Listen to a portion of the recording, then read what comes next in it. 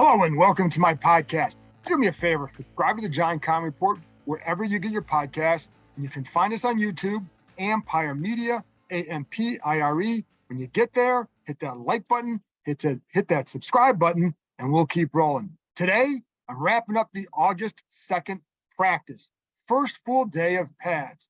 And that's noteworthy because the intensity does increase. Now, it's not like it was back in the day where teams would have live hitting. In fact, I remember covering this team when they'd have a full inter-squad scrimmage where you really learned about guys. You do learn more during these workouts, but you don't see the live tackling. You hear collisions. There's more full pops, but you're not tackling and driving guys to the ground. But what you do see are more competitive one-on-one situations. They did have an inside run drill, full line versus line backs. I think it was like 9-on-9. You do see that. And so you get to see, like, how do guys block? How are the young tight ends blocking? And you see the one-on-ones versus with the offensive line versus defensive line in pass rush situations. So you get to learn some things there as well. I'll get more into that in a minute.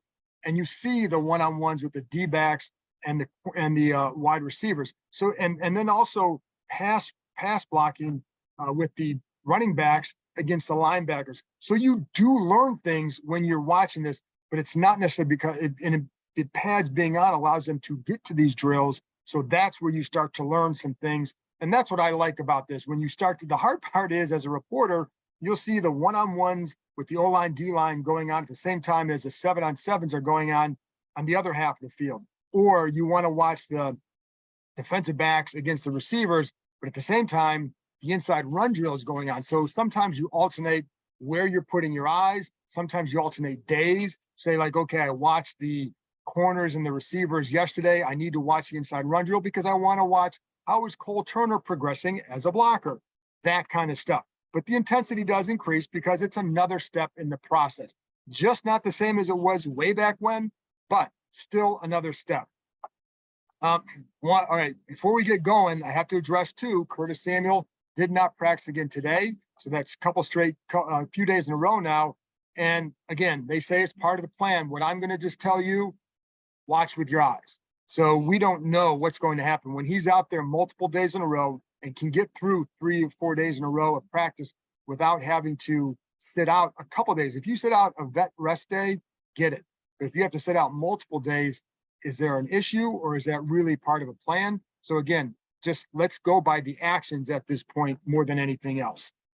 And again, before I get into that, I want to talk a little bit about Taylor Heinicke for no reason other than every day he's coming out before practice and going through some warm-up drills that he learned while visiting a quarterback coach, Adam Dado, out in California, a guy that Carson Wentz works with and a lot of other quarterbacks work with. And so Taylor went out there specifically to help increase his arm strength. It is a big knock on him. And he's got a lot going for him, but that arm strength is an issue. So he went out there. So one of the things he does before practice, he walks up and down the field, just kind of working out, but he has like 2-pound balls in his hands, and he kind of just rotates like this as he's walking down with both hands. So it really, hold on for a second, looks like this. And you walk up and down the field with that. Again, 2-pound balls. Sometimes it's 2-pound balls in each hand. Sometimes it's 1 or 2 and a 1. And then sometimes it might be a baseball. But that stuff is to loosen up the shoulder and to work some of those muscles.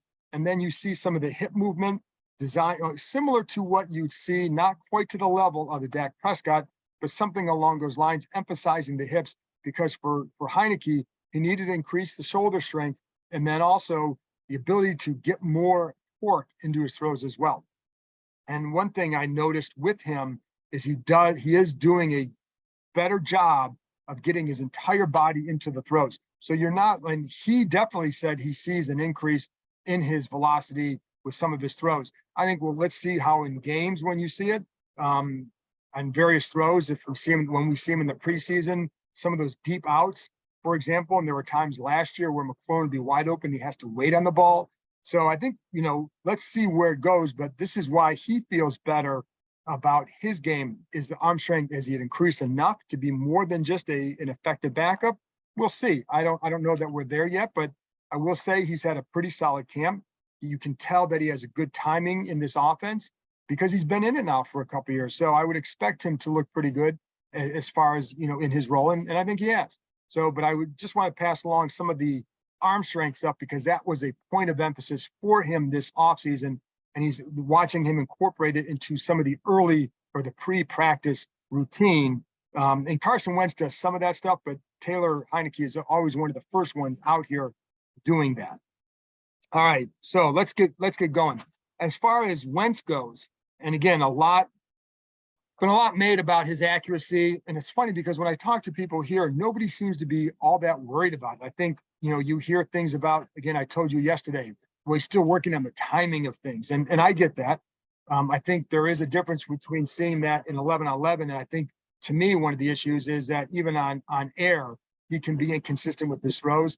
I thought today he was better with some of that, even on air. And I don't like to make a big deal out of on air, but when you see it up and down, then I think it becomes something you talk about.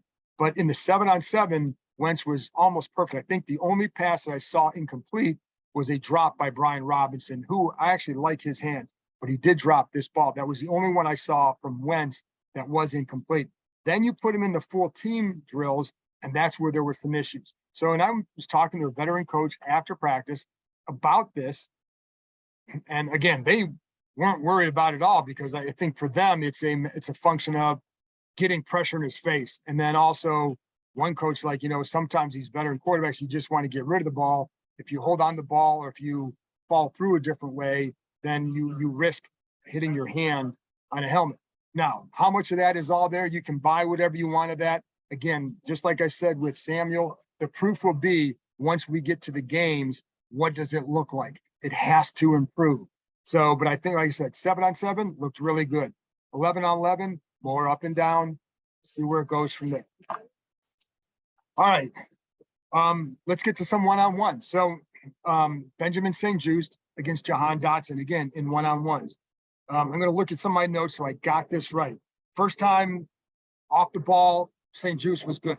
Good position, physical. The problem came when this is one thing that you see with young defensive backs a lot is where they put their hands as the receiver cuts. So Dotson cuts inside and St-Juste is all over him, but he's grabbing his pads up high. It's going to be a clear pass interference. If you remember, Bashad Breeland had that issue back in the day, but you see it a lot with the young defensive backs. I saw Christian Holmes would have been flagged for that as well in one of these drills, and that's just something to watch. But I will say, St-Juste, the next time he made a play, he read the receiver perfectly, and he kept his hand down low. So if you're going to grab on the guy, you want to grab it lower, out of the vision of the officials. But a really nice job by him on that one. I think that was against Dax Milne. One thing, that was against Dax Milne. One thing on that particular route, what the coaches like is how it's not just the coverage, it's you pushed his angle higher away from the ball. So that forced the quarterback to throw a kind of a different pass than he was anticipating. And it was incomplete because of it, but it was because of the way St-Juste played it with his leverage inside. And then the way he was able to push the receiver further outside and off his intended angle. That's where he really excelled in that play. And by the way, with Dotson, he is working some as a punt returner, along with a few others, including Dax Milne and a veteran Alex Erickson and Jacques Hazard. But so Dotson's getting some work there whenever they do that. But the one thing too that you saw today, and they ran a jet action with him, I think he's going to be a bigger threat on the jet than some of the guys they've had in the past.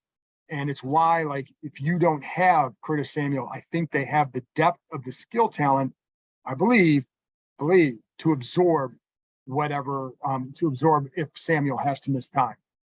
But on one particular jet route today, jet action, runs a jet, gets to a bubble action. A lot of the defense slides way over, and they hit McKissick with a handoff to the other side, and he would have gotten a nice run. And by the way, I did want to, and I'm going to talk about this a little bit, but I'll talk about it now since I mentioned his name with McKissick. I think I told you yesterday that coaches don't sleep on him as a between the tackles runner, especially with a team that feels now it can spread the defense with 4 receivers, whether it's 3 receivers and Logan Thomas or whatever. But that's where they can hit McKissick between the tackles in those sets. So don't be surprised, because I think McKissick's having a good camp. And I think he can continue to be a very valuable player for them. When he was out last year, it was he and Thomas especially a noticeable drop off. All right, so let's get back to the one-on-ones. Christian Holmes against De'Ami Brown.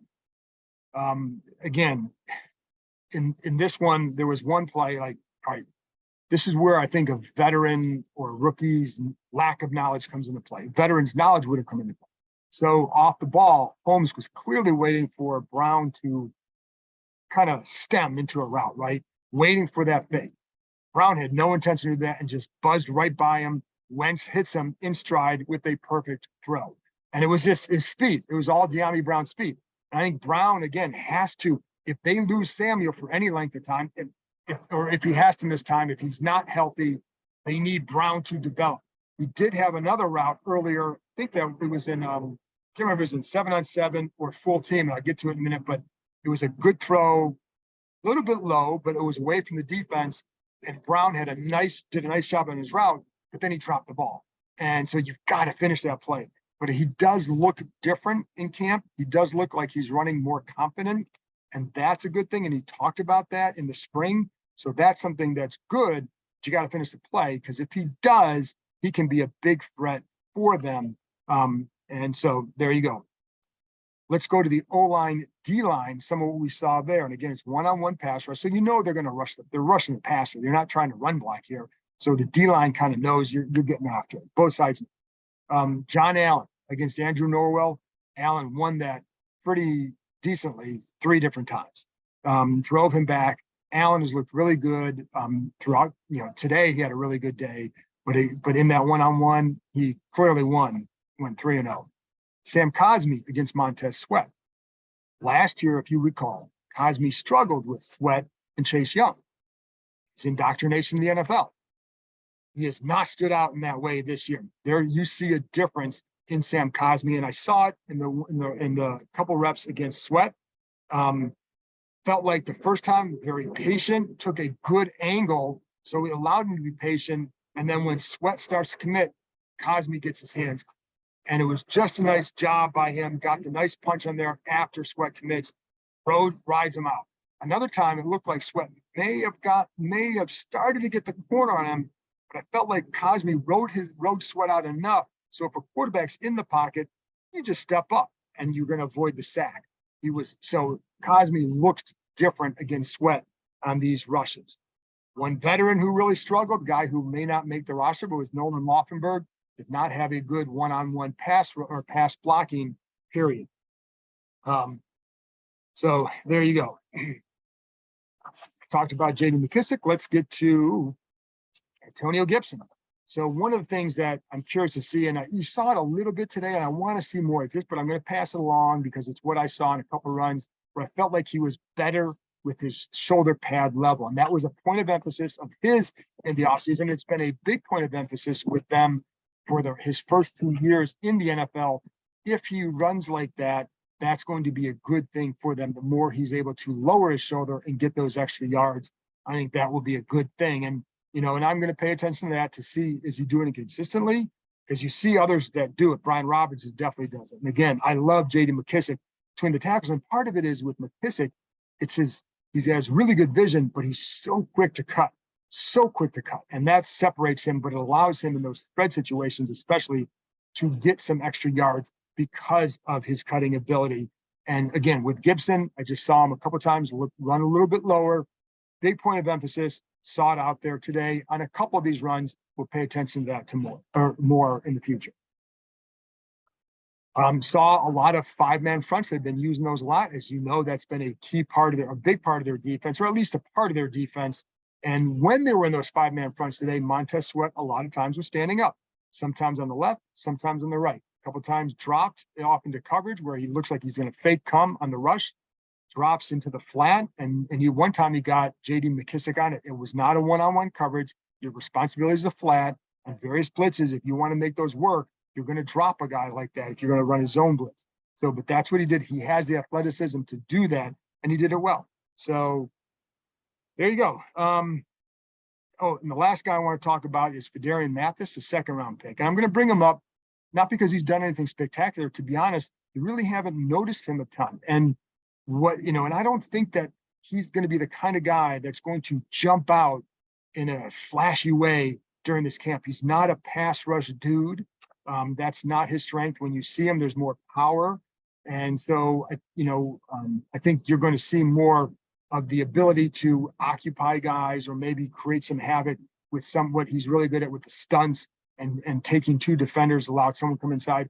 I also wonder for him, and I've got to talk to him about this, is the transition from the two gap to more of a one gap. And again, they can have him two gap at times with others doing one gap, but there is a difference and there's a mindset that comes with it that John Allen and Daron Payne kind of had to work their way through. So, and I think they were a little bit more advanced as pass rushers coming out than Mathis was. So I don't know that this camp is set up for him to really, really be flashy. And so we'll see how he progresses in games. In those one-on-ones, he's, shows power. That's what he is. He's a power guy. So we'll pay more attention to that as the preseason gets underway in about a week and a half. So there you go. That's the practice report for August 2nd. I will be back on Wednesday with another report. I'll talk to you next time.